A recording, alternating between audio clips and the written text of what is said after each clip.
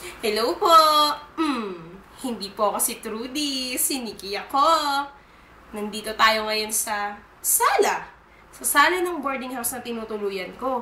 Bakit ako nagbo-boarding house? Simple lang. Kasi wala akong bahay eh. Taga-Bataan kasi ko. Nandito ako para mag-aral. Ano kayang magandang kwento? Siguro buhay ko na lang ikukwento ko sa inyo.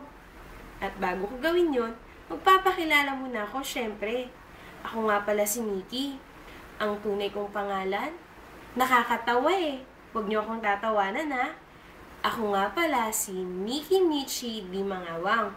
Ipinanganak ako noong Nobyembre 27. Nag-elementary ako. 6 na taon. 6 na school. Grabe. Bataan to Cavite, Cavite to Batangas, Batangas to Bataan. San ka pa? Lahat na ng school napasok ko na. 6 years? 3 school? Grade 1 lang? Wow! Ang saya, di ba? Tapos, nagulat na lang ako. Gagraduate na pala ako. Hay, nakakalungkot. Kailangan ko nang lumuwas. Pero, kakayanin ko ba?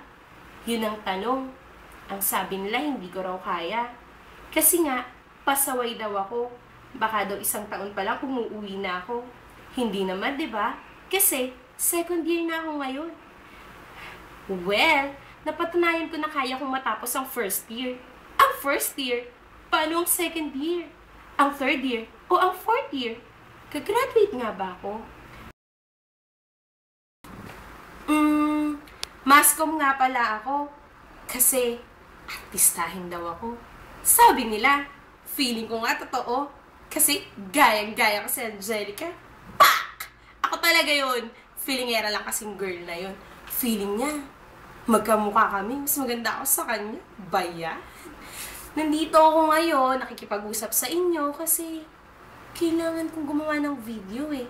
Personal profile ko daw. Ano naman ilalagay ko doon?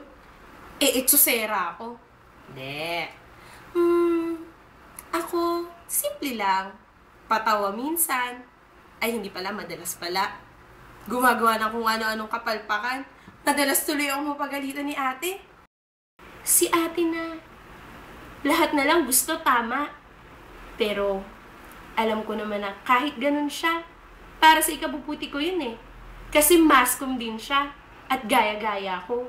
So, dapat lang na kung anong nagawa niya, kahit pa paano naman matapatan ko. Lagi nila ako kinukumpara sa kanya. Magkamukha daw kasi kami. Hindi kaya. Mas maganda kaya ako sa kanya. Taba-taba. Biro lang. Ay, di ako bigyan ng allowance eh.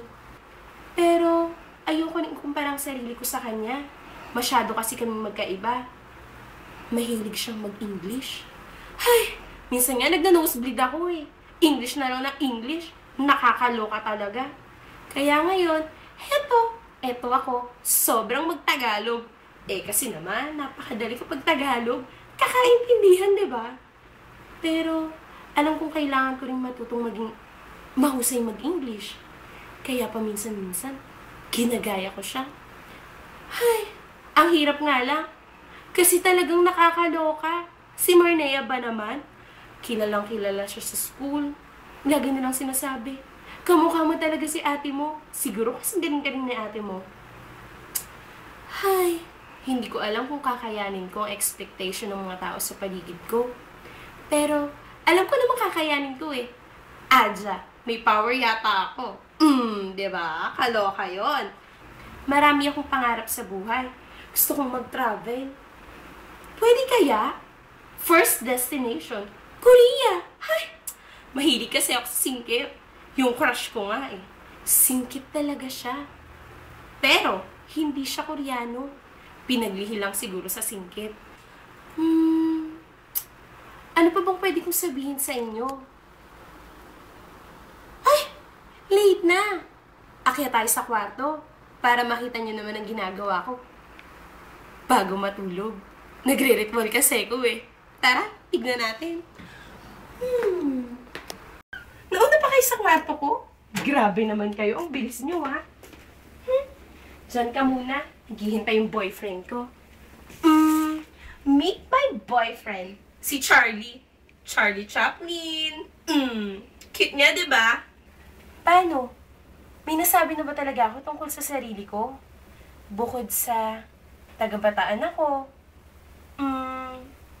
makulit, mahilig akong kumanta. Pero wala yatang hilig ang pagkanta sa akin. Di ba? Ay, ganyan talaga ang buhay. I-enjoy mo hanggat nandyan pa. Kasi, pag wala na yan, hindi mo masasabing nag-enjoy ka. Wala ka naman kasing ginawa. Kaya kayo, enjoy nyo lang ang life. Ipakita nyo sa tao kung sino talaga kayo. Huwag kayong magpanggap o magtao bilang kung sino man. Kasi, kung ano ka, yun ang dapat magustuhan ng tao sa'yo. Hindi ka nila gugustuhin dahil nagpapanggap ka lang. Magpakatotoo lang tayo. Kung sino tayo, yun ang ipakita natin. Tama ako, di ba? O paano? Tulog na tayo. Bukas na lang ulit. Good night!